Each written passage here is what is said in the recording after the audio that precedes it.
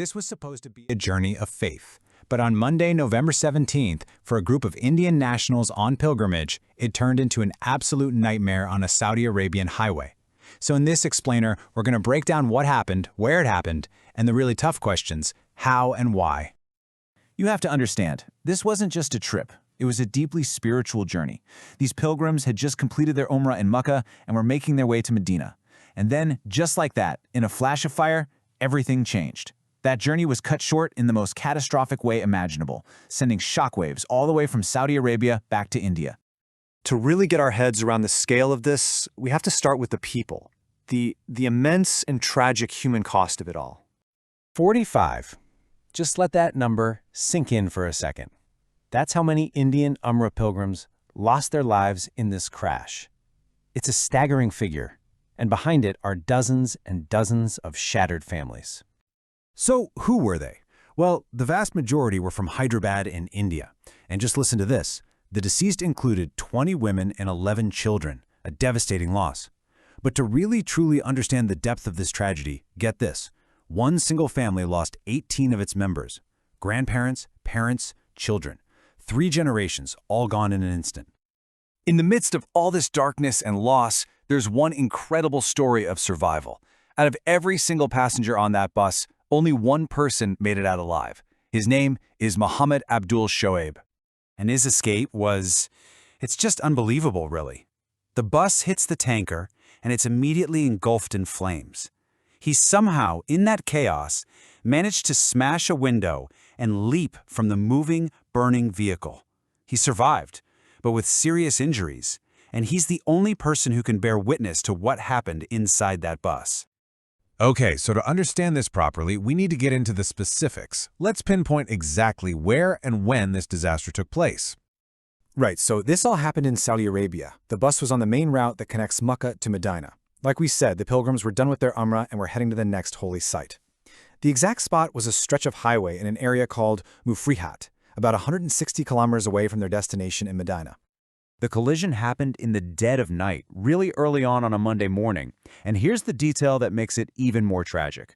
Most of the passengers were asleep. They had absolutely no warning, no time to react to what was about to happen. So, we've covered the what and the where, but that leads us, of course, to the most difficult questions of all. How did this happen, and why? The mechanics of the crash are terrifyingly simple. It was a head-on collision. The Pilgrims' bus smashed directly into a fuel tanker. The impact was so severe, the bus didn't just catch fire. It was immediately swallowed by a massive fireball. The blaze was so intense that it left the vehicle completely destroyed, giving rescuers absolutely zero chance of saving anyone trapped inside. So why? Why did this happen? Well, officially, the immediate cause is still being investigated. But you can't ignore the broader context here. And the fact is, Saudi Arabia has one of the most dangerous road networks in the entire world. That's not just a statistic. It's a critical piece of context that hangs over any investigation like this.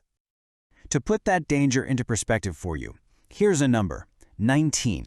That is the average number of people who die on Saudi roads every single day. A statistic like that points to deep, systemic issues with road safety, often blamed on incredibly aggressive and reckless driving habits. So let's turn to the aftermath. The minutes, the hours, and the days that followed the crash involved a massive official response and a series of just heartbreaking challenges. Immediately, authorities from both India and Saudi Arabia started working together. Helplines were set up for families desperate for information. The government of Telangana announced financial compensation, and they even made arrangements to fly relatives to the kingdom. A decision was also made that the last rites would be performed in Saudi Arabia, which is in line with religious custom. But all of that support, all of that coordination ran into one immense, agonizing problem. A question that officials and families had to face head-on. When the victims are burned beyond recognition, how do you even begin the process of identifying them? An official involved in the process used this quote, and it's just absolutely heartbreaking, but it captures the grim reality perfectly. They are like packages with no labels.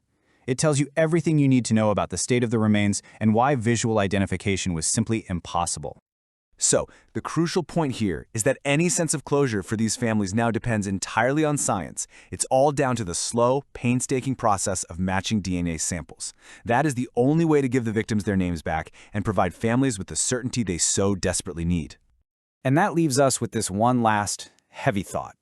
For all those families caught in this unimaginable limbo, just waiting for a phone call that they know will confirm their worst fears, what does closure even look like? It's a question that hangs in the air long, long after the flames have been put out.